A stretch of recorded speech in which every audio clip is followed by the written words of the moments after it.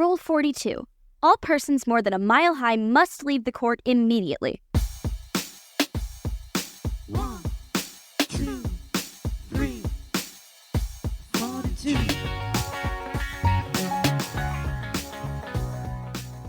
Today's rule is rule number 38. Advocate for yourself.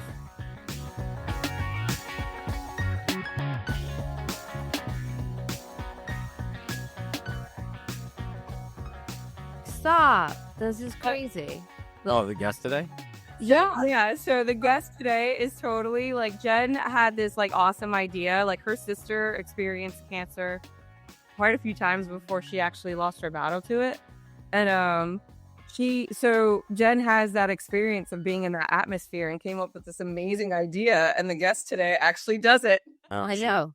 That's so funny. And it's funny. And a few weeks, when my sister passed away, a few weeks ago, I decided I wanted to like do something in her honor, and I started pushing forward with this. And I actually got and we got a domain name and stuff. And I was talking to my niece about it.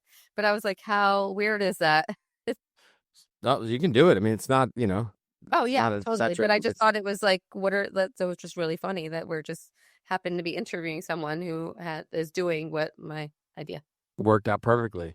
I mean, all of us have been affected by cancer in some way, families and some of us personally. But it's like it makes sense because people they try to help and they give you the dumbest shit Oh my God, yeah. that you don't need. So unnecessary. And or like the food, like people try to make you food and they're like, I really don't want your thanks. Another lasagna. Yeah. Because, it seems the lasagna seems to be the oh, your husband died. Have some lasagna. Oh, you have cancer. Lasagna. Yeah. Here's everything. Like, When my mother had cancer the first time, she drank a lot of wine. She was much younger. She's probably like 40. And then she smoked some pot too, and that helped because chemo gives you no appetite. Yeah. yeah, it helps so much. That's my sister. She smoked a lot when she was going. And then she had a lot of hippie friends. So while she was doing the chemo treatments, they would come in with her and they'd have candles, and there'd be one friend with guitar playing the guitar, and she had a whole experience with her. Was she ever at any points just get the fuck out of here? Let me just. Oh no, she loved it. She was all about it. She was like, yes, more. But she was that type of person. Full on hippie. She is. What? She was all about it. We all have our different personalities, and that's what balances the world. Yeah.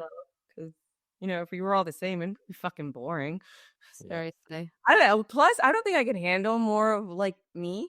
I feel like I created enough of them. Yeah, you're definitely big. And you're a lot. I am a lot, and when you are a lot, being with someone that's a lot is a whole fucking lot. So it yeah. If you're the yin yang ball, you need to be 95% of the black swirl and 5%. The other person's gotta be 5% of the white swirl, and that's cool. Some people like that. I mean, but I have even with Jen and I would go out, we used to go everywhere together, and it got to the point where our kids started asking if we were a couple, and we're we're a couple of girlfriends. And then it became a running thing. Yeah, they'd be like, where's Jen? Or where's Audrey? Why isn't she with you? Or dude, we'd be on the phone and the kids would be like, oh, she's just talking to Jen. I'm like, I have other friends. When you guys getting married? So, but we would go into environments, whether it be a bar, or anywhere really, that we would go out, because we also like to do things that are just fun shit. We would do shit that people are like, oh, that's stuff you do with your kids. And it's no, that's stuff we do together. Our kids would be more like me. Well, we talked about how your energy levels are different because Audrey's yours is Emily. Yeah, yours is through the roof. If you're not down here, she'll be up here. Yeah, we can flip flop, but she's a lot more up here than I. You got to work the seesaw the right way to get it right. Yeah, but every now and then I can turn it up and she'll be mellow and she'll. Yeah, You guys can switch. I'm the eyes. Who's watching me? Who's here? Who's around? Oh, you're the one who looks at the door the whole time? You make sure you're checking the exits? Yeah. Oh my God. We got to know which way to get out, the easiest, fastest, safest route possible. Did you learn that? Did you learn it in the military? Did they teach you that or no? No, that's just. I learned that from my father-in-law. He was a Navy SEAL, and he always, like, when he sat somewhere, he always had to face the door and always never had his back to any doors or anything so he could see assess the situation and know. That's how you stay safe. You're constantly being vigilant of what's around you, and it's people don't realize how much they miss. I drive crazy. I don't like. I'll tell them. All right. So do you? Oh, hold on. A little bit. Completely aware of the cars around me, in front of me, behind me, the cop that's sitting there 2 blocks ahead of me. I see you. I know you there. All right, wait. How many times have you been pulled over? Once. Just once? Once. And you got out of it, right? No, I got once that I got a ticket. I got pulled over 2 other times that I didn't get a ticket. One time, Jen was on the phone with me. She was like, I have to use the bathroom. Oh, you went with the bathroom excuse? Huh? You were. The bathroom. It was because I was passing the guy on the right side, and apparently it was a cop, and he's like, you're not supposed, it's illegal to pass cars on the right. And I said, since when? And he's like, there's signs everywhere. And I go, there's signs. Sign. I have never seen a sign that says it's illegal to pass on the right. And he was like, I go, it says to pass on the left, but I needed to get around you and you were going too slow. I'm Officer Johnson, so thanks very much. Well, dude, a car was in front of me, and then you had him, who I did not realize from where I was a cop car, and it was obviously a cop car. And it was on the Merritt. And he's in the left lane, but he's like, what's the speed limit there is 45, right? Is it? It's like, I think it's like 55 or 50. I think 55. 55. it's somewhere around there, but like whatever the speed limit was, that's what he was doing. And the person in front of me was doing like 5 miles below the speed limit. So like, but they had gotten off the exit. That's what happened. So I went to pass him. You're not even doing the fucking speed limit. How you gonna pull me over for passing you on the right when you're not doing the speed limit in the left? Oh my God. But that's not like Jen said. That's not a law. I mean, There's no sign. I've looked. I've driven up and down the Merritt. Just saying, and there are no signs. So that was just a bunch There of. actually are down in Florida. Yeah, not in Connecticut. In Where Florida, there are signs that say, slow traffic to the right, passing lane all the way to the left. Like they don't tell you that it's illegal not to follow those rules, but there are signs that dictate what lane. But in Florida, people be in the left lane on a 70-mile-per-hour road doing 50, and you just want to shank them because there's no one in front of them. Yeah, well, Florida's a different animal. I mean, you've been there long enough now. That's a whole different world of driving. It is. It's weird. But go ahead. I kept cutting you off. Oh, me? No, nothing. I don't. it's like I don't know. I got nothing. I was talking about just driving and you getting tickets and getting out of them. Well, actually, we were talking about being vigilant, and then yeah. Yes, I do it too. And Christine looks at me like, why do you have to face the door every time? Like, gotta keep the family safe. She's like, stop. She's like, we're at Habit Burger. Stop. And you're just nobody's aware. Like if you're not hearing things, and if you're in a loud environment, no, you're not going to hear it, and you can't see it, then you just blinded yourself, and people don't realize how freaking dangerous that is. Because God forbid, dude, the simplest shit could go wrong, and you're just completely left in the dark. It goes. You guys don't know about this one. So I remember I was in college talking to a friend of mine. This woman, she was Puerto Rican, and I think she was Lebanese from the city. And she was telling me the story. She's like, I was dating this guy, and we were walking down the street, and he gave me the outside. And she was like, and that was it. It was over. Yes. Well, what do you mean? She's like, you got to take the out. You can't let the lady walk on the outside. They got to walk on the inside. I was like, oh shit. She's like, I dropped him for that. Wow. Okay. So You never heard that before? no, I did, but I maybe I didn't at the time, but I did for the last 20 plus years. I know that. I'm like inside kid, Okay. inside. What reason were you given? I want to see if we were all given the same reason for this. For me, safety. It was just safe. You got to protect. Okay. the girl. Good. Yeah, for being safe or not like the street. There's danger, cars. Ready for the reason I was given? No. It had nothing to do with safety. That when the girl's on the outside, the guy on the inside is the pimp, and he's selling her. Yeah, I never heard that one.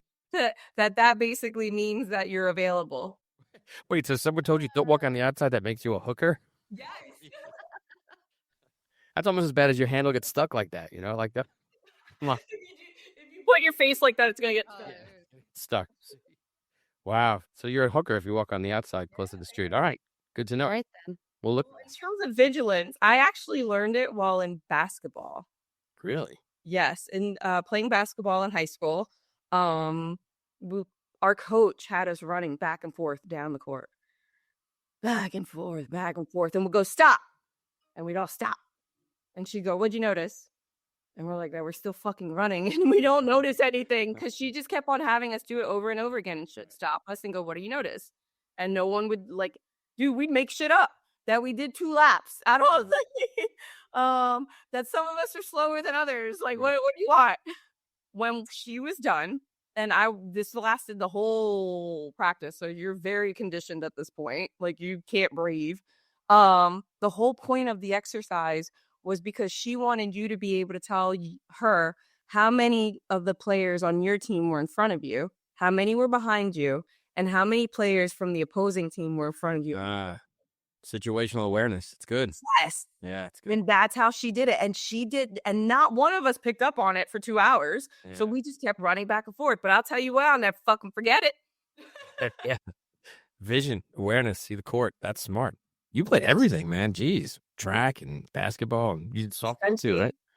Cross country. Chess. Chef. Oh, nice. Swim team. Wait, you play chess? Yeah.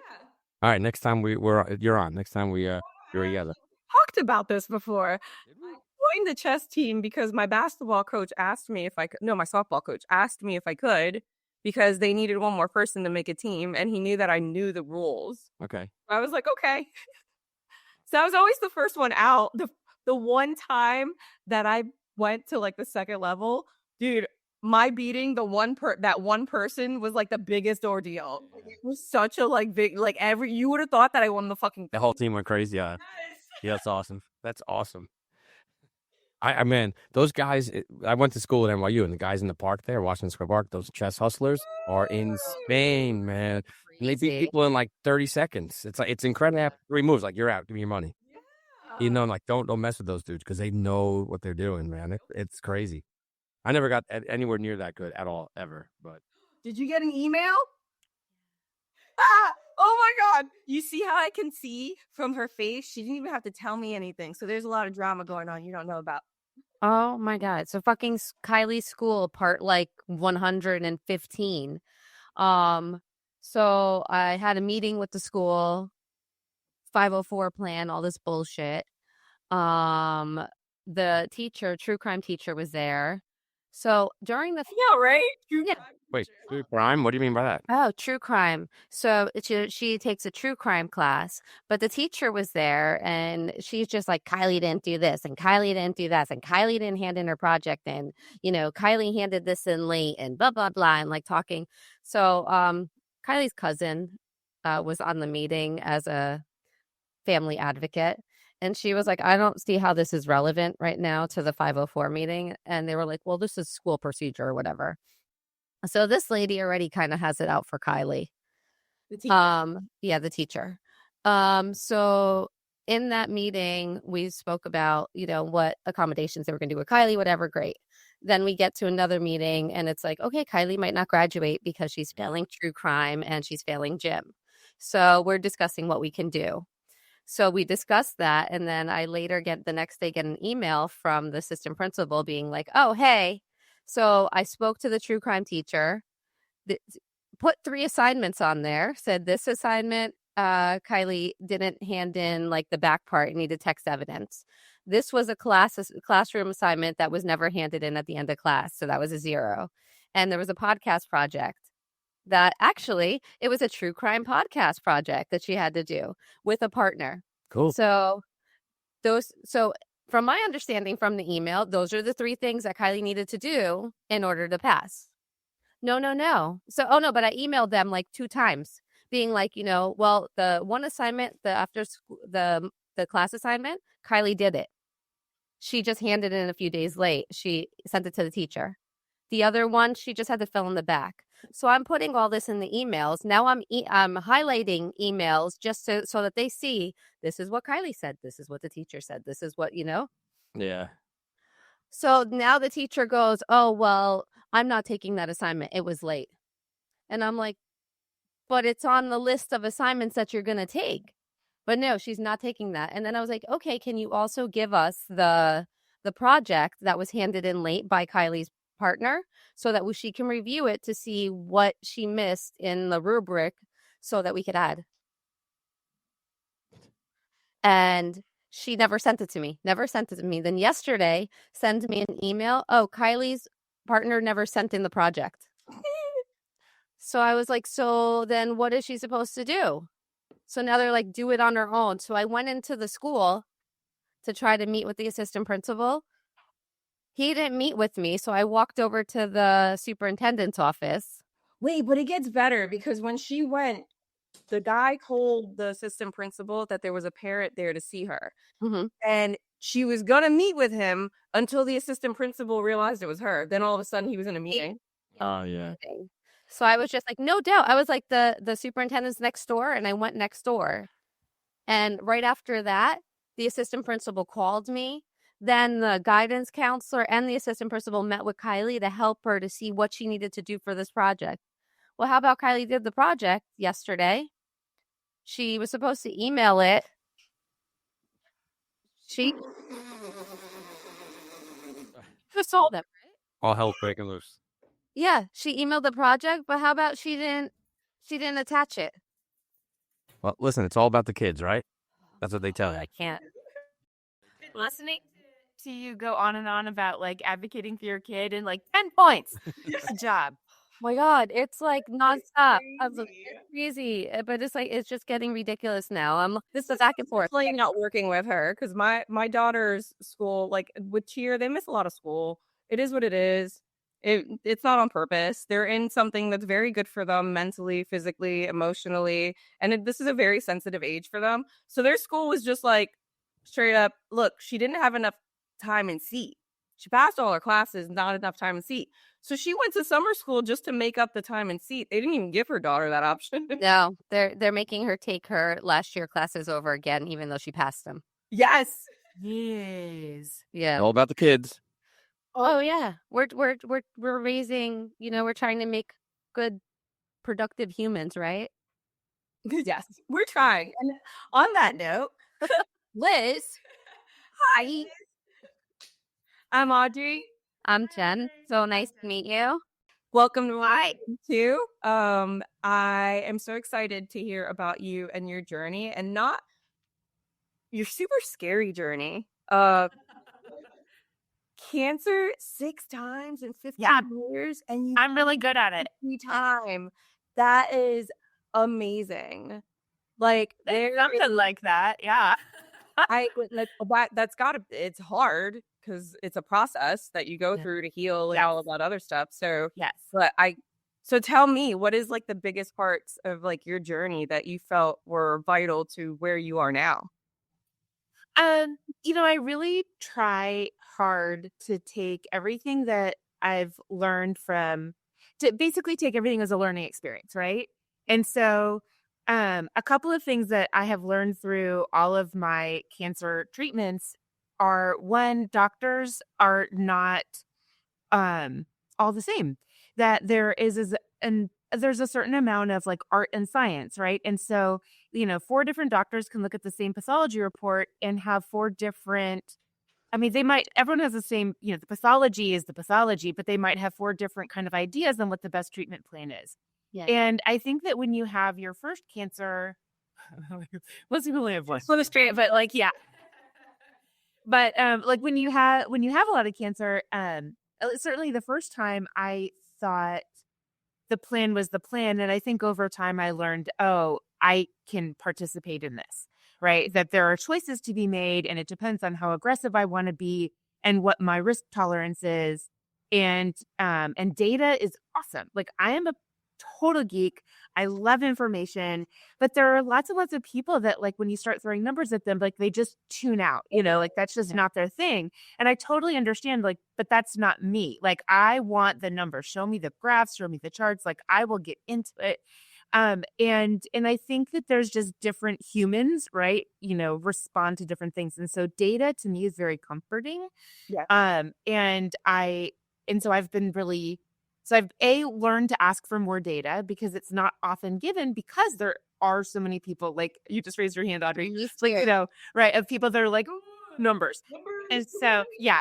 So I think that there's that, right? That like when you have cancer, you are part of the treatment team and you need to make choices that work for you. And I think that was a big learning and just something that I really try to talk about a lot. Anytime that anyone shares that they've just been diagnosed with cancer, the first thing I say is, have you gotten a second opinion? And it's not so much, I'm like, no, I love my doctor. I'm like, that's great, but it can't hurt. It's always helpful to just hear other points of view because different doctors might look at the same pathology and have a different idea. And I think that that's important. The data or the advocating for yourself that was more important in terms of getting the second opinion? Yes. I mean, I think that they worked in tandem, right? Like it's very emotional and it's really, really hard to separate being told that you have a potentially deadly disease and also that you can live with that disease for a long time, right? Like that there's like if you look at just cancer treatments over the past probably 25 to 50 years, there's been a lot more movement. I think, there was a time where the doctors were really trying to focus on curing cancer, right? And so all the research and whatnot was all, focused on curing cancer, and it didn't go very far. But the research that focused on prolonging cancer patients' lives has done amazing things. And so I think that shift into, okay, we're not going to cure it, but we can treat it, right? That's a really different frame of mind. Does that make sense? Yeah. And so then it becomes, okay, we can treat it, and with very few exceptions, most of the treatments suck, right? Like they're not pleasant. And so then the question becomes, and a lot of them have like really crap side effects. And so then it becomes this really interesting question of how much treatment am I willing to do? And how many of these side effects am I willing to take on in order to prolong my life, right? And so, and that is so subjective, right? That is so subjective. And, what I am willing to do and what I think, and I'm willing to, to put my body through is just different than the choices you all might make. And so much it has to do with like your life stage, how healthy you are to begin with, right? Like, what other factors, how much do you exercise? Do you smoke and drink, right? Like, I mean, all of these things. And so I just think that it's a one big soup pot of stuff and it's really hard to sort through. But I think that it's really important to sort through it. And I know that when I, had my first diagnosis was melanoma, and melanoma is such a fast moving cancer that the minute that they find it, they're like, okay, got to get it out. And like that one was diagnosed. I had a biopsy like right before, like on a Friday before like a holiday weekend. The day, like I want to say it was like 4th of July, I think. It was summer. And after the 4th of July weekend, the doctor called and she's like, hey, we found a melanoma. It's too big for we've got to do a lymph node biopsy. It's a little bigger than we thought. You need to, I don't care what's on your schedule. You need to come in and we're going to do a pre-op and I'd like you to have the surgery by the end of the week. It was like insane. It was so fast. And total side story on this one was, of course, like called my husband, and the second person I called my mom. And so I called my mom, and she was literally boarding a plane to go to China. My dad had been working on this long-term assignment in China, and she got off the plane, and it was like a really big deal. This is after 9/11, right? And so she's like, getting your stuff off the plane. Like she was like, get me off this like she made like this whole scene. It's like this great story. So anyway, yeah, she gets off the plane. She's there with me for the surgery. And then they say, okay, well, if it spreads your lymph nodes, you'll have less than a year to live. And if it hasn't, wear more sunscreen. Like, Yeah. those are the choices. And so, Talk about bedside manner. well, she said it nicer than that. I'm Oh. summarizing. And so, Just came down to it. and it was so great that my mom was home with us that weekend because, and at the time my babies were so small. They were 1 and 2. You needed that help. Right? Oh my, it was like, she was just like the adult in the room and she kept us from like panic. And then Monday, fine, it didn't spread and just wear more sunscreen and all was good with the world. And, so I think that there's, and I, of course, became obsessed with swim shirts and hats and all things sunscreen. My daughter and I have a deal. She's 19 now. One sunburn, no more bikinis. She is one sunburn, she's got to put on a swim shirt. And it is very motivating for her. And she like lathers herself up. She's like the sunscreen police with her friends and us standing right in us. That is good. You've been saving others without even realizing it. There we go. Right. And I've also been supporting Neutrogena, so I should really buy stock in that company. So, so I guess I've lost the track of this whole conversation, but like, it's, when with that first one, there was no time, right? There was no time to get a second minute or whatever. You just have to like, just go with it. I mean, at the moment I was just trying to figure out childcare and like, dropping out of, my executive leadership position for 2 weeks while I recovered and like, all this stuff. So, all of that life gets in the way and there was no time. And then the second time around I had, it was 10 months later, I was diagnosed with thyroid cancer. And the thyroid cancer, they were like, okay. I'm like, oh my gosh, so do I have to have like surgery in a week? They're like, no, we have this time and we just need you to do some labs. And after you do the labs, then we'll get you on the surgical schedule. And as long as we get it in the next 90 days, it'll be fine. And like my brain was exploding because I'm like, I'm gonna have to live knowing I had cancer with 3 months. Like, what the heck? Like, Without getting an answer, yeah. but it was actually a gift because I had time to plan. And, we had lasagnas in the freezer and I had childcare and I had, like my mom didn't have to jump off a plane and, like it was all in retrospect, it was a gift. And I think in retrospect, again, I didn't super love the endocrinologist I was working with, but it didn't even occur to me to find another one. And so, after we went through this, and I had some very terrible side effects from that surgery, I fell into the 2% of patients that have these side effects because I'm lucky that way. And I was in the hospital for 2 weeks. It was awful. I don't recommend it. But I found after that, because I had all these side effects, and I was in this, I have a condition called I'm hypoparathyroid. It means that I don't process calcium like a normal human. I learned in that process about advocating for yourself, right? So I was really struggling. The number one priority that the entire medical care team had when I was stuck in the hospital, constantly going into what's called hypocalcemic shock. So you need calcium to process muscle function. And when you are hypocalcemic, it means that you cannot process calcium normally. And so this is why like a lot of bodybuilders will eat a lot of like dairy and cheese and eggs. Like they'll eat things that are like both high in protein and also high in calcium because you need it to support all that body, all those extra muscles. And so the goal was to get me out of the hospital, and I was relying on IV calcium, which no one wants to do. It's terrible. And so they're trying to come up with a drug, an over-the-counter drug process that would keep me from going into hypocalcemic shock.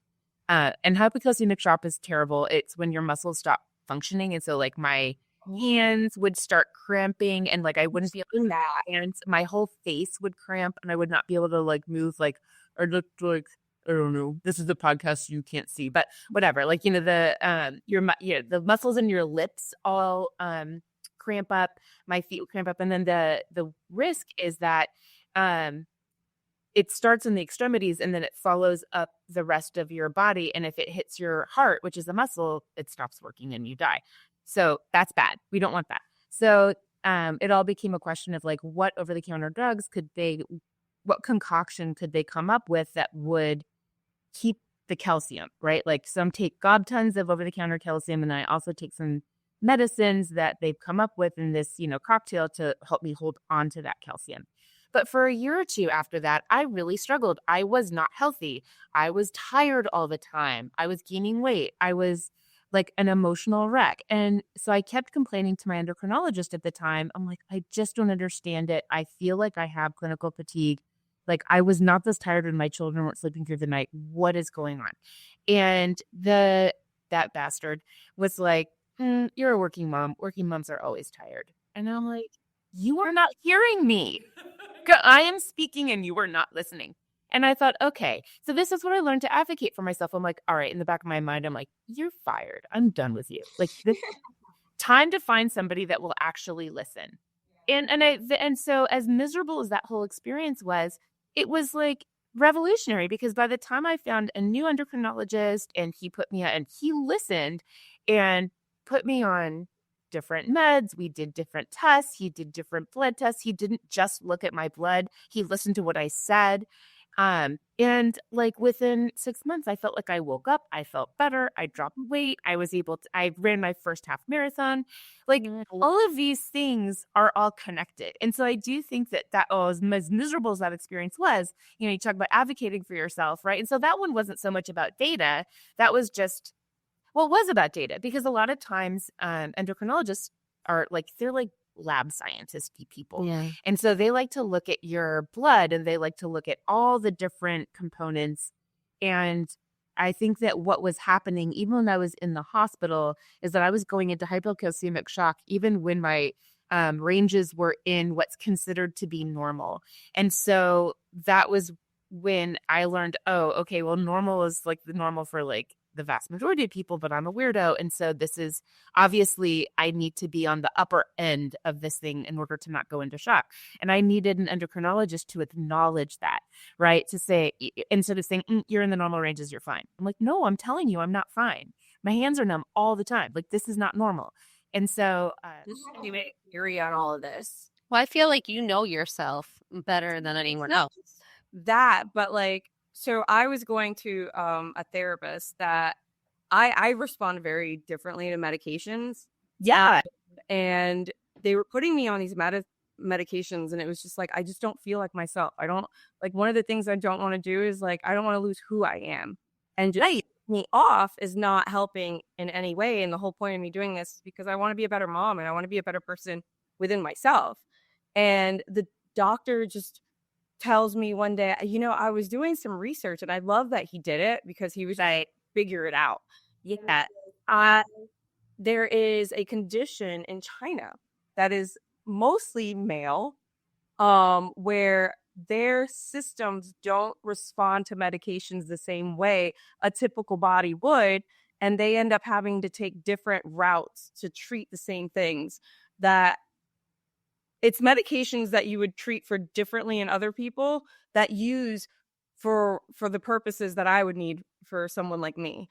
So, and I don't think that it's typical for something only occurs in China. I think that they have universal health care and that they constantly have data coming through. While I do with data, I know that it's important and vital in order to find out information like this in terms of that 2%. You would only know because they have, over the group of people that they've followed, right, let 2% respond. But honestly, here we don't have as many people going to the doctor and following up and doing and advocating for themselves. So people will give up and say, well, this is just what my existence. This is my new normal or something. Yeah, no, I agree completely. And I think that's what I've learned right through all these different cancers and even like the side effects and the follow on, right, is that you have to follow the data, get extra opinions. If a doctor's not hearing you, fire them. But again, I say this from like a total position of privilege, right? I have fantastic health insurance. I live in a major metropolitan area where there are more than one choice. You know what I mean? There is more than one endocrinologist to choose from, where I don't have to drive 4 hours to go to the doctor, things like that. we never were in a position where any of my health complications were like going to, bankrupt my family because of our excellent insurance. And at the time, all the different places that I worked were incredibly gracious and generous in terms of giving me time off to heal and come back. So like I have like a lot of help. And so I just want to put that out there that it's not, you know what I mean? Like this, I was able to do all of this because I had all of the underlying support, and not everyone has that benefit. But it's super important for that 2% to know that, no, it's not normal. And that there is a chance, because there are, I'm sure, plenty of that 2% that just gave up and thought, I just have to get used to this. So it gives people a chance to like, okay, mate, you know what? I hear you, Liz, and I'm going to go back and find out, because if this isn't the way that I have to live, I don't want to live like this. No, and I think that the other piece that I have kind of learned through this whole, 6 cancer saga is that I think that I'm a big believer in Western medicine. So by no means am I suggesting anyone should do coffee enemas and that will cure their cancer. Like that's not, I think that there was a celebrity that made a video about that, and I don't want to name them because I don't remember who it was, and I don't want to accidentally say, but obviously coffee enemas don't cure cancer. That's not what I'm saying. But I do think that there are a lot of kind of like Eastern things that can help, right? And so that's the piece where like, hey, it can't hurt to layer in things like essential oils that will help you either with memory loss or with like rest and recovery or whatever. Like there's some really fascinating, and in fact, now Western medicine is doing research, and there's like all this research on like how the use of essential oils has helped patients with like overall long-term improvements and reducing their overall stress during treatment and stuff. And so like, why can't we have both? Like you don't have to subscribe to one or the other. Let's do both. Take it all, right? So I think that that's the other piece of it. And certainly when I was going through radiation treatment for my first breast cancer, and my skin was just an absolute mess. Like it didn't just burn. It wasn't just red. Then it turned purple and then chunks fell off. It was awful. And that's in your boob area. Like it was, I couldn't wear a bra, and I got big ladies, and that was super uncomfortable. And so I started down this, like, I went down the rabbit hole in the interwebs and reading about what is going to take this pain away. And I ended up reading a lot about different treatments for burn victims. And there were some interesting studies on the use of calendula oil that helps. Really good. Calendula, yeah, that help. Is that how you say it? Calendula. Am I wrong? Oh gosh, that's embarrassing. Okay, calendula. So whatever. It's the marigold, right? It's made from marigolds, and so that oil apparently takes the sting out of burns, and it's really tricky to study, right? Because what one burn victim might rate on a pain scale might be 8, and I might say 5, and it could be the same. Like it's really tricky. But regardless, there was some really interesting studies that like could help, and I was like, all right. So then I'm searching for like the best lotion with the highest concentration of calendula, and it's super expensive, and I don't even care. I'm throwing all sorts of cash at it, and I get it, and it makes this huge difference to the point where like everyone in the oncology office and the radiation oncology department was like, "What did you do?" And I'm like, "This is the lotion. You need to recommend it. Like it's amazing." And they like, is this the Neutrogena lotion? No, it was calendula. No. Neutrogena gets all your money on sunscreen. And so this calendula oil at the time, I don't even remember the brand anymore, because now we work with we can get to Balm Box, but I work with a company that actually created a new calendula oil just for a calendula balm. It's actually called the Botanical Burn Balm, and it has this one now has the highest concentration organic paraben-free calendula, and I love this stuff because not only is it great for radiation burns, if you have like a mosquito bite, it's really good. And like other kinds, or like I burned myself with like duck fat the other day, and like it's really good. It's really helpful. Yeah. So I think that, again, both. I'm not suggesting don't do the radiation. I'm just saying add the lotion to your radiation treatments, and it makes it more bearable, right? So I think that those are the other things that I've learned through this whole process, right? Is yes, absolutely. Western medicine saves my life how many times? But at the same time, you can also rely on Eastern medicine to help manage the side effects, to help make it suck less, right? And that's the idea. I feel like there's so many holistic approaches that really do help so many things. Like I know in my house, we use a lot of holistic. We use a lot of echinacea. We use a lot of just different. And then also my sister, she was very big on the holistic approach. She was a cancer survivor for many years. She had many different types of cancer. And she recently passed away, but she worked a lot with the shaman also in Peru and did a lot of plant medicine, ayahuasca, and different types of plant healings. And that actually helped her when she had throat cancer a few years ago. It helped she went into remission from doing the plant medicines because she was like, I'm not doing the chemo radiation thing again. I already did that twice. Yeah. So she went the natural way, but then unfortunately it came back recently and she didn't win that battle, but I'm so sorry. That's a lot. yeah. You're young to lose a sister. Yeah. Yeah. No, cancer is something that we've, in my family, we've dealt with a lot. My mother-in-law has actually just got diagnosed with melanoma in her neck and face. So she's, Shut up, really? oh yeah, I haven't talked to you, but yeah, she just got diagnosed last week. So, I know they were doing a biopsy last week. So we're waiting to hear. Well, the only thing I can say is when I had, I was diagnosed with basal cell on my nose, not as serious as melanoma, but the first plastic surgeon that I talked to said, okay, I will remove it. And then I'm going to, and you had to remove it on enough of the skin off the top of my nose. And if you have you can't really tell, or you can't tell them this, but I have lots of freckles. And so normally what they can do is they can take some skin from your neck and then kind of use that to kind of patch up like the hole on your face. But it would look like a patch on me because obviously you can't match the freckle pattern.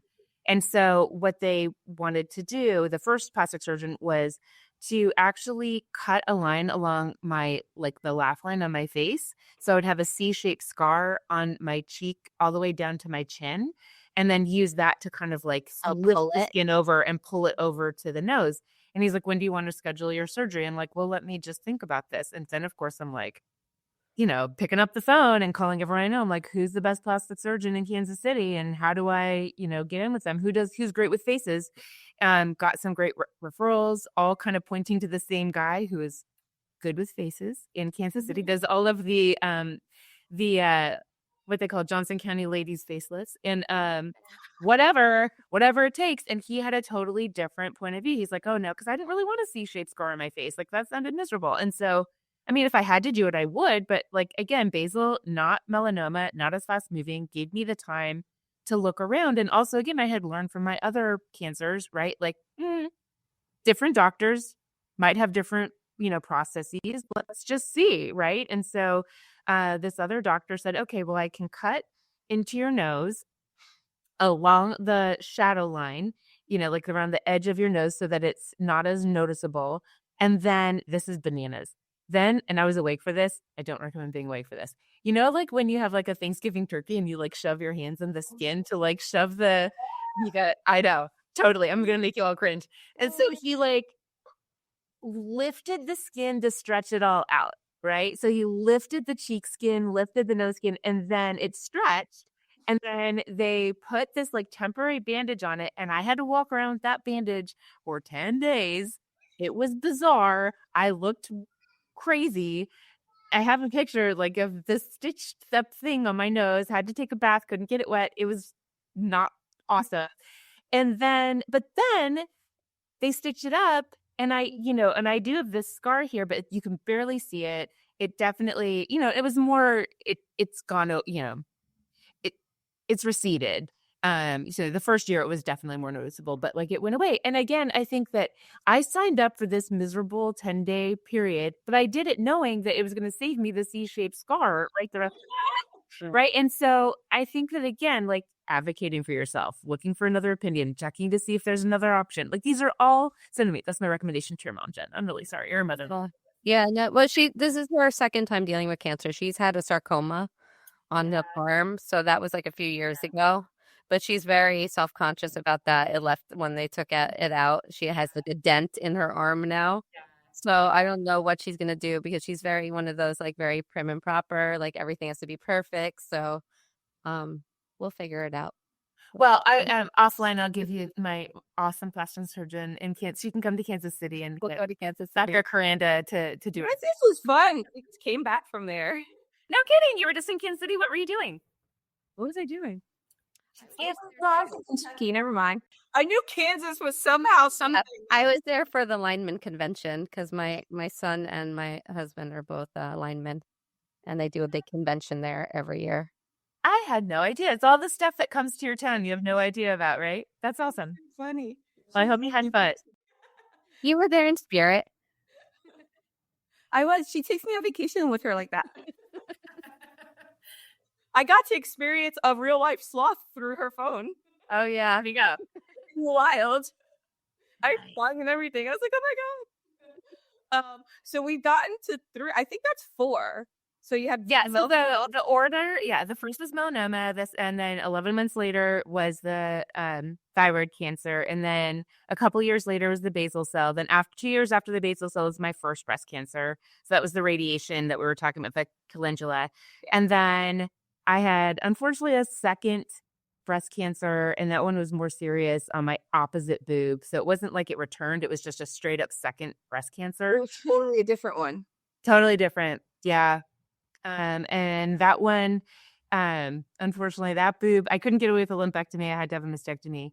And then I had the most badass reconstruction surgery you can imagine. It's called a deep flap reconstruction. And so instead of replacing the boob with, just saline, they replace it with your belly fat. Our friend just had that done. She had a double mastectomy, and they took her belly fat, and they even contoured her stomach. I was like, girl, you're going to be like snatched, and your boobs are going to be up where the strapless dress is. I was like, can I sign up too? I will say that surgery was rough to recover from, but it was, but yes, I'm very pleased with, and I only did the one boob. Now I'm kind of questioning whether I should have done both, whatever. But, it was, so I did that one. And then this past summer I had yet another melanoma. It was in my right calf, and it was not nearly as serious. It was caught early, which is always very good. It just was really frustrating because I had planned on running that. I had just started retraining for that half marathon. I had planned on doing one in October. And so now that's been pushed out to April because I had to stop training for a bit. Yeah, that's the melanoma and the fact that you've gotten so many cancers. Do they put scans on you on regular basis? Or? Yeah, no, I see I get naked with my dermatologist 4 times a year. So, my ex has melanoma, and it's not funny. Having cancer is not funny at all, but I used to crack up every time he would go to the doctor because he would always come home complaining because he'd be like, dude, why? Why does he always get the youngest, hottest, assistant that he has there is the one that I'm standing naked in front of while he's looking under my balls to see if I have any melanoma. Yeah, no, it's very humbling when they're separating your butt cheeks to see if you've got anything. Yeah, and that's another component people don't think about because I don't know if I would be able to do that. People keep wanting and getting my boobs done, and I'm like, I can't have them squishing them. They already hurt. Yes, and you got to do it. Important. That is so important. Well, like until I'm blue in the face, girlfriend. Yeah, no, you got to get it done. So suck it up. It's not that bad. It's not that. No, our friend isn't too far from our age, so it's definitely kind of like a kick. She caught it very early, and they were able to just get it all out, and awesome. Yes, and the deep flap surgery is badass. It's so fascinating, right? All these different procedures that they can do. Now, this is over a period of 15 years you go through all of this. So how do you feel like it's the change in the way it's treated has come in the 15 years since you first got diagnosed with cancer? I think that there's been a huge focus on quality of life. I really do. I think that, 15 years ago, when I had that radiation, or when I had, thyroid cancer, the standard of care, and I had this really, really rare complication, and I was dealing with that. And typically when you have thyroid cancer, they take out your thyroid, sew it back up. outpatient in that you get out of the hospital in 23 hours instead of 24, right? Like, so like it's like one of those things they do to kind of monkey with insurance. I don't know. And then you go home and then you're supposed to do this radioactive iodine where you go to the hospital, you swallow radioactive iodine. And like, I have this visual in my head, which I'm sure every doctor will kill me for, but like I envision it like Pac-Man going through the, like through your bloodstream to kind of catch all of any of the errant thyroid cancer cells that might be kind of, out and about, in the bloodstream. And the odds of, right, I know, like it's totally Pac-Man, right? Going through like and so I have this vision of that. And so anyway, that's theoretical.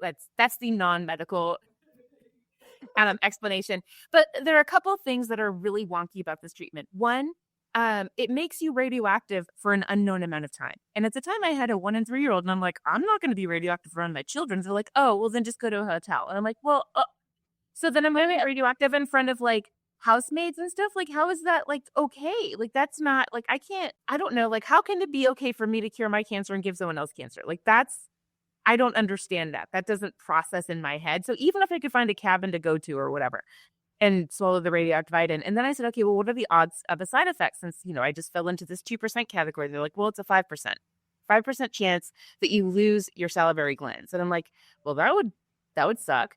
And I said, okay, well, what are the odds of recurrence? Well, you have maybe after this surgery, your odds of recurrence are 2%. I'm like, I have a 2% odds of recurrence and a 5% odds of side effect. I'm out. I'm not doing it. Like, I just don't need to do this. I will sign up for more regular blood tests. You can just double check.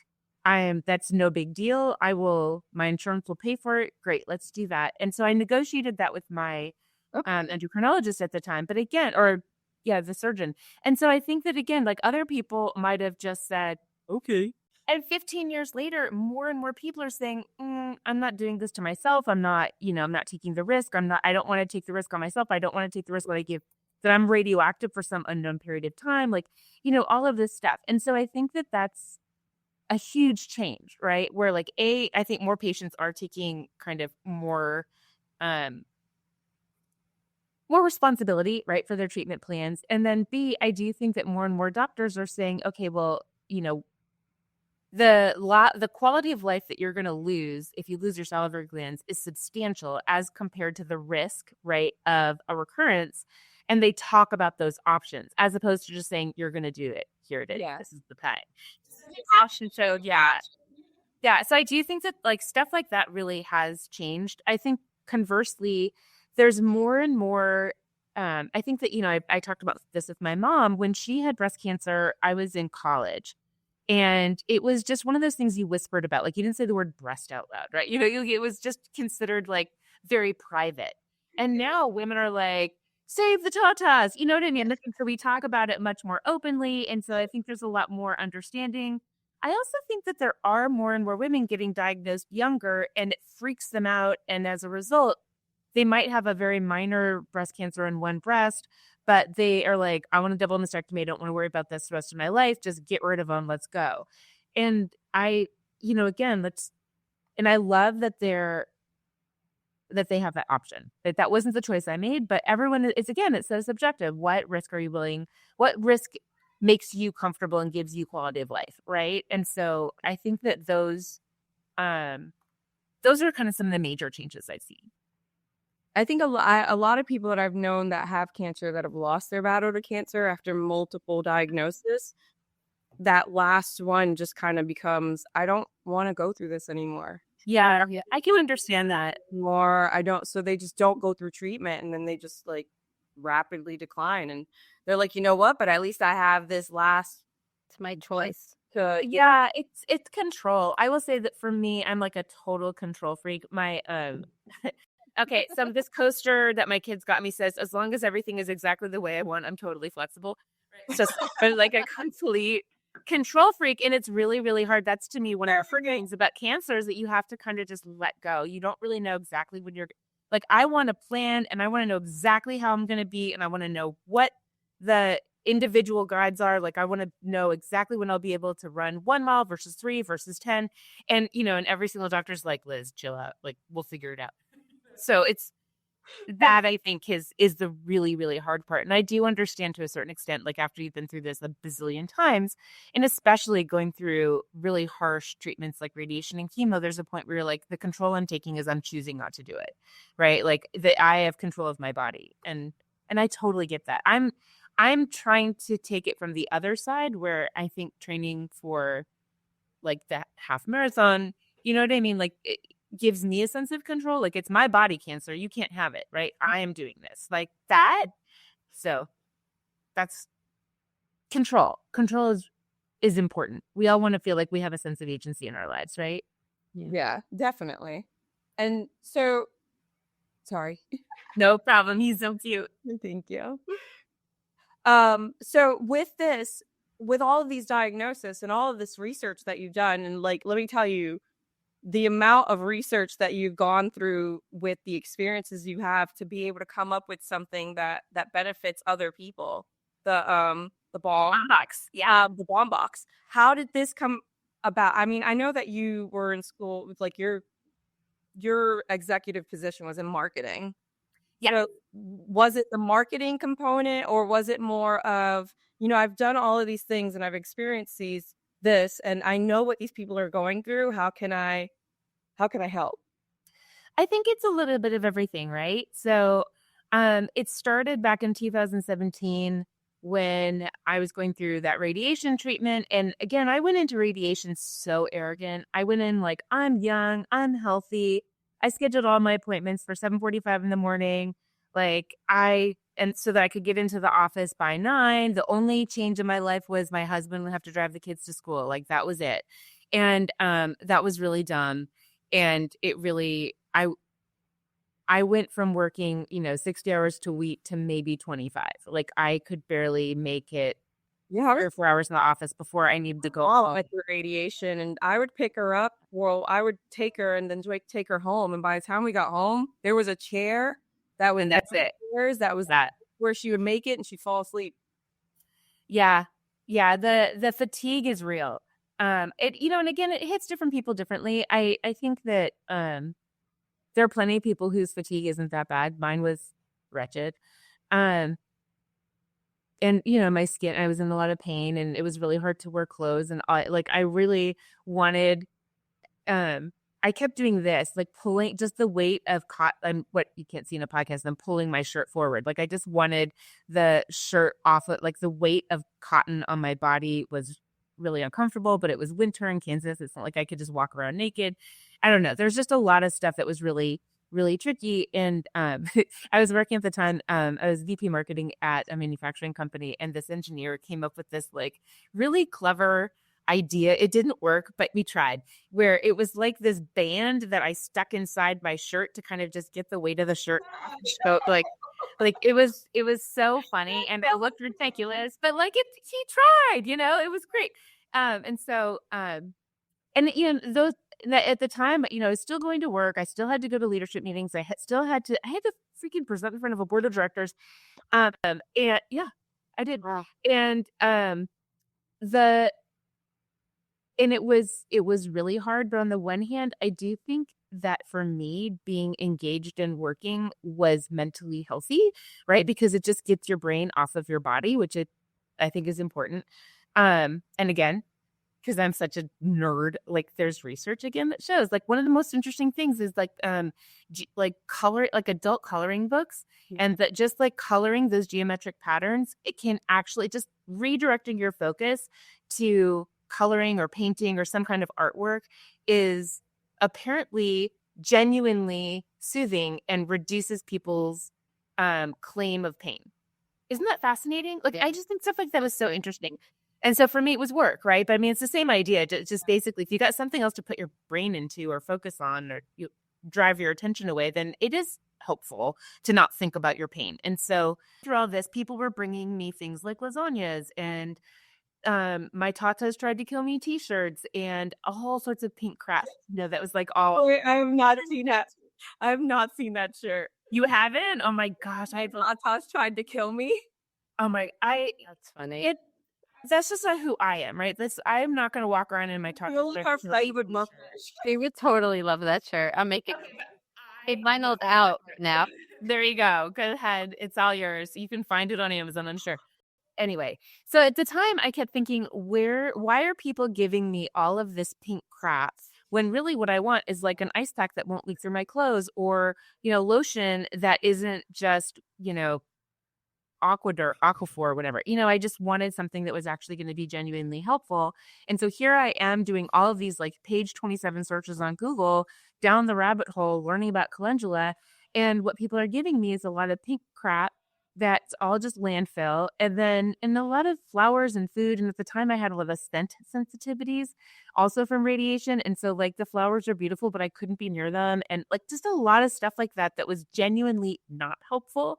And I kept thinking, where's radiationrelief.com? And so I went and bought the URL at the time because I was like, this is a business. And then over time, once I kind of got back to it and got back into my normal life and the swing of things, it was something that I played with and had the idea about like radiation relief. And then over time, my MBA brain started kind of taking over and like, well, how big is the radiation market and how many people go through it? And at the end of the day, it's not a big enough market to make a true full-time business out of. But if you talk about cure packages for cancer patients, well, that's a much bigger, broader market. And so then I started, this was over the course of 2 years, I started playing with this business model. And it concurrently, I was really unhappy in my corporate career. It was unfulfilling. I was bored.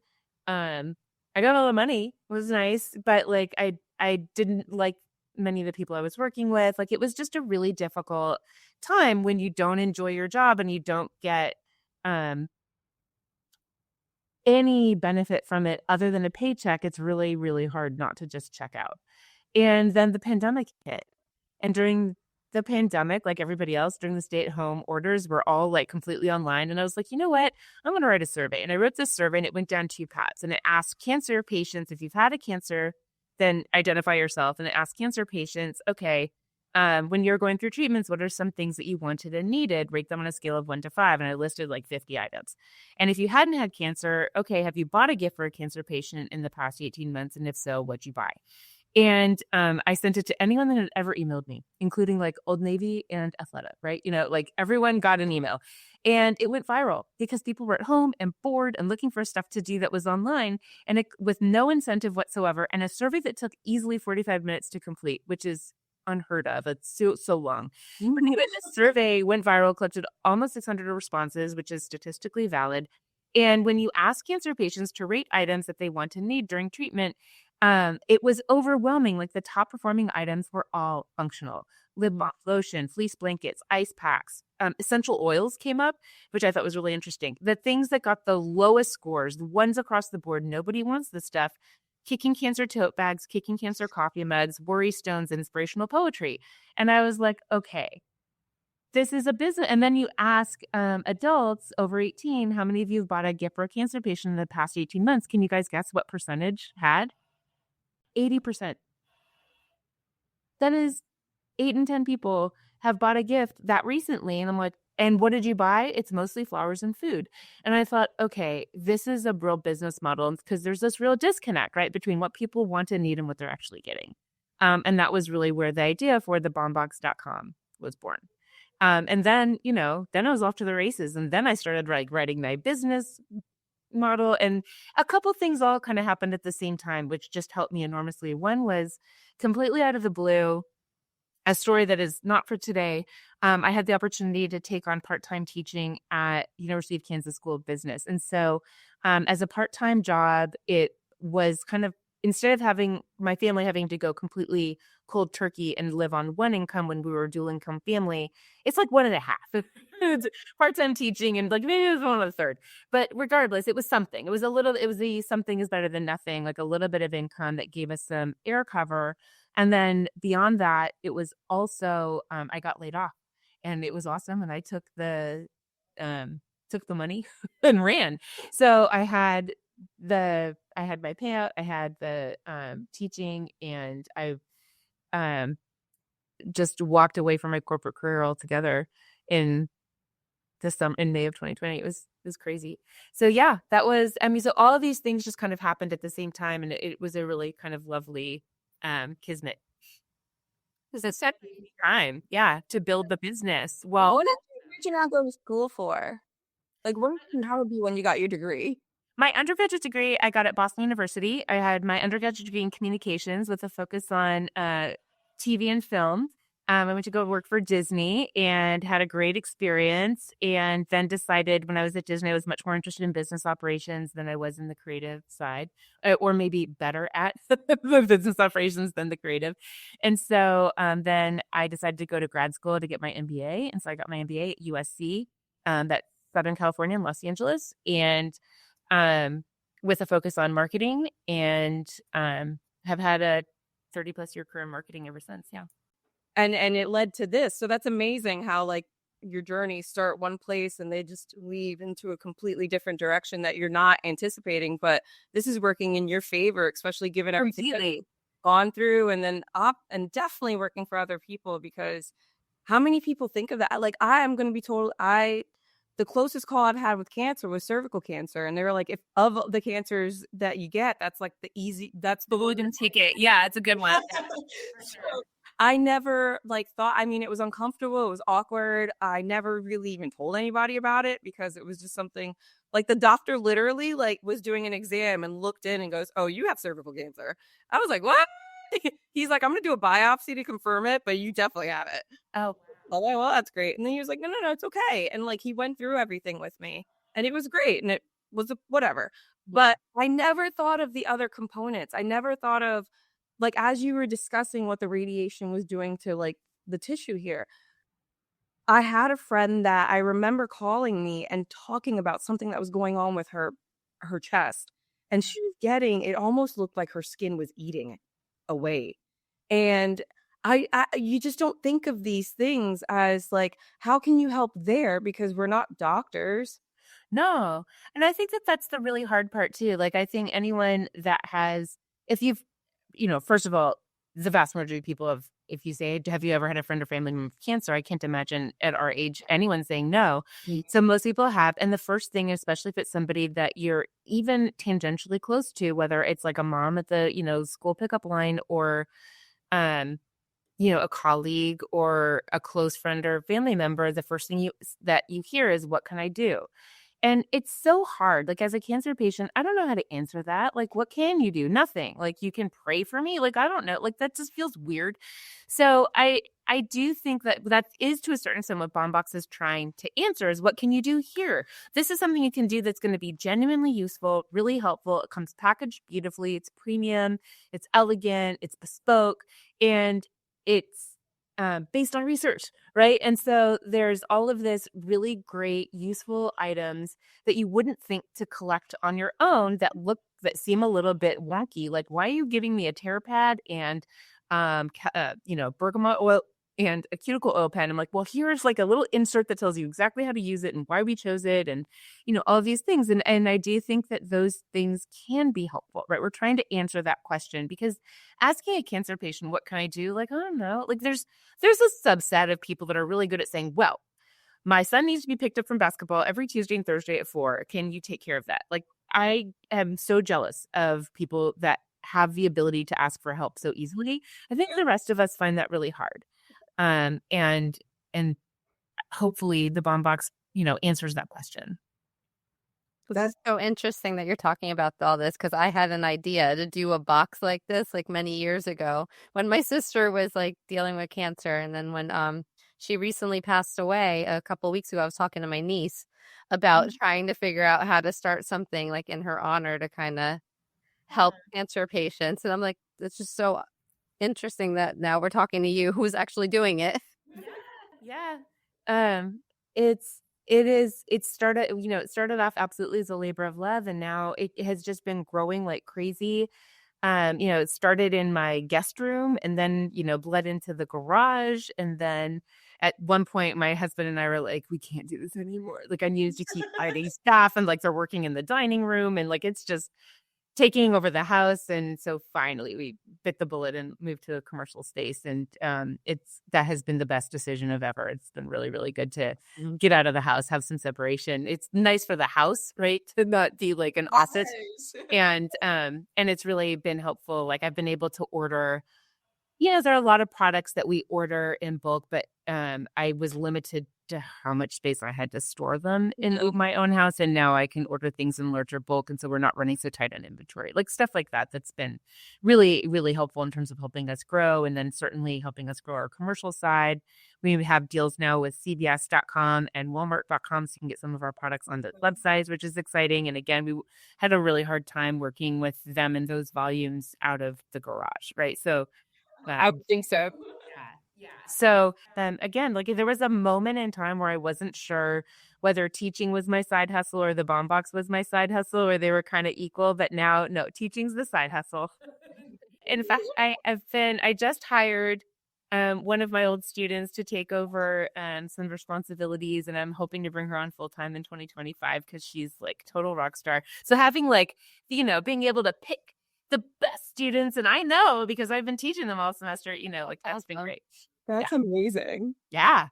It's been, I love it. I love teaching. There's going to be a point where I will have to quit just from a time standpoint. I'm not probably 2025, but I'm still teaching. I'm down to one class though. It's all I'll realistically handle, but I mean, you have the Balm Box now. You know what your hustle is. You only need that side part for a little while, but it's something that's underappreciated, because teachers are highly underappreciated, in my opinion, in terms of the good ones, not the ones like we were talking about when you first logged on. Oh, I know. I'm so sorry. Thank you so much, Liz, for joining us today and going down our insane rabbit holes that we have on Wednesdays, and giving us so much information and making us think about the things that I don't think typically people would think about, and giving an option. I think it's amazing that you no longer have to ask the question of how can I help. I feel like what you have to offer is beyond helpful. It's eliminating a lot of research that they don't have to do, because now you've already gotten someone that not only has experienced what you're going through multiple times, but did a lot of the research in order to get to know what it is that cancer patients need while they're going through whatever it is that they're going through. So I want to thank you very much for that, because I have very close people to me that have either died or have had cancer. And that question is a big one. And yeah, your key reflex is like flowers. And then you're like, shit, then they're going to think it's a funeral home. Or you're like, I did the food. So like somebody was setting up like food things. So I'm just like again, meal trains are great. They are. I don't want to take anything away from that, but at the end of the day, it's one meal as opposed to a box that's going to help you like actually manage your treatment plan. So I think that, it's longer term benefit versus one night. And then again, not saying it's either or. Do both.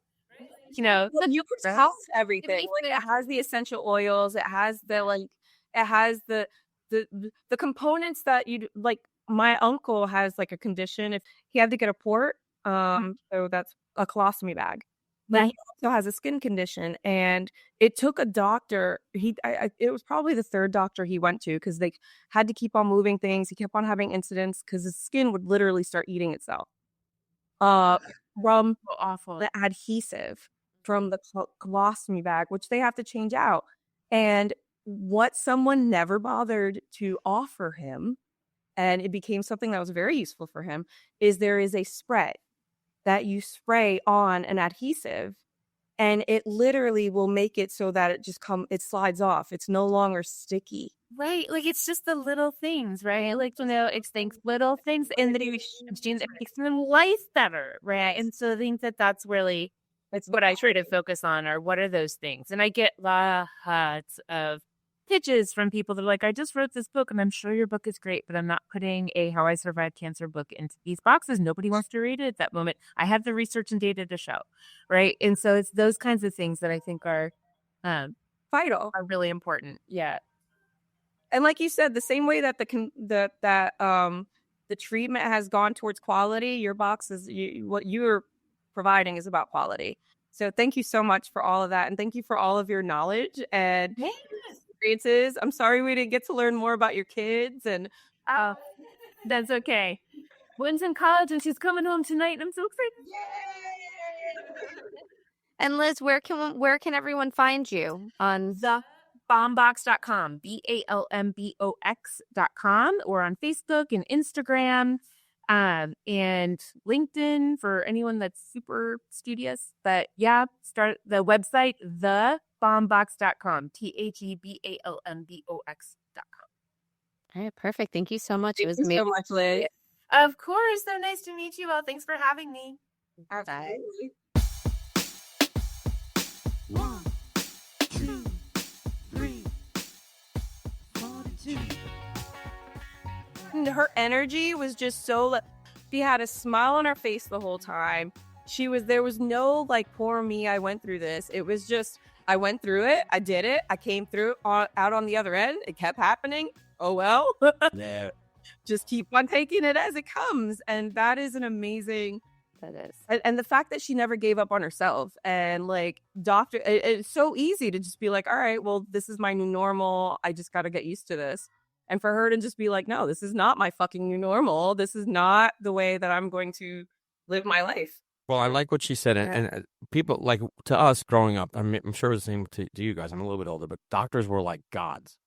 Yes. Now that we're older and we know doctors, we're like, oh wait, you're just fucked up like everybody else. And we never questioned doctors. And then when we had Julie, who's now 18, we went to the doctor, and the doctor turned to Christina and said, well, what do you think? You're the mom. And I was like, holy shit, that's like a big change. Like, You know your kid better than anyone. You know your kid, you know your body. Yeah, you do. How about the fact that I look at when I was a kid and I thought that 40-year-olds had their shit together, and they were like, you really, like, Yeah. they were old and they knew. yeah. And now I'm 40, I'm like, I don't know shit. Don't speak out. Well, Great point. Well, I'll tell you, 50-year-olds don't either. So, No, I don't think many of us know. no. No, and I think when you get to his age, well, growing up.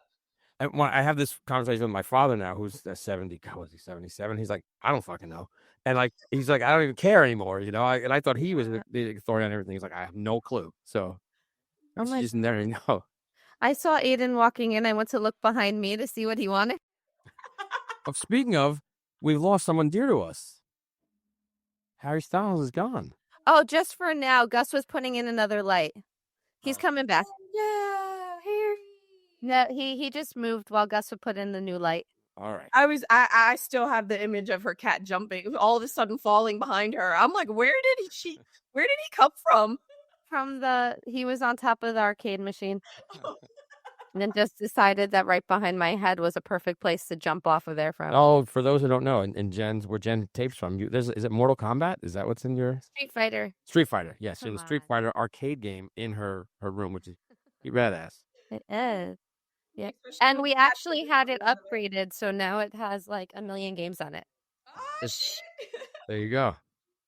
But what a great show! What an inspirational guest, and what a cool story! Because, like she said, everyone at our age and even younger has been touched by cancer in some way, shape, or form. And it's great to see someone with a smile on her face who's like, "Nah, fuck it. Did it 6 times. Do it 7 if I have to. I'm gonna help." Yeah. people." Keep it coming. I got this. I love her. She's like, I did not want to read at that time, so no, I'm not putting how you survived cancer in this box. Because who does? Like I'm getting pumped up with stuff. I don't want to hear how you survived cancer. Thank you. It comes from good intentions, and as everyone here knows, but it's like you don't know what to do. Like, I don't know, fucking food or flowers, but like you said, I mean, it's not helpful. Always good. People like to eat, but at least make it good food.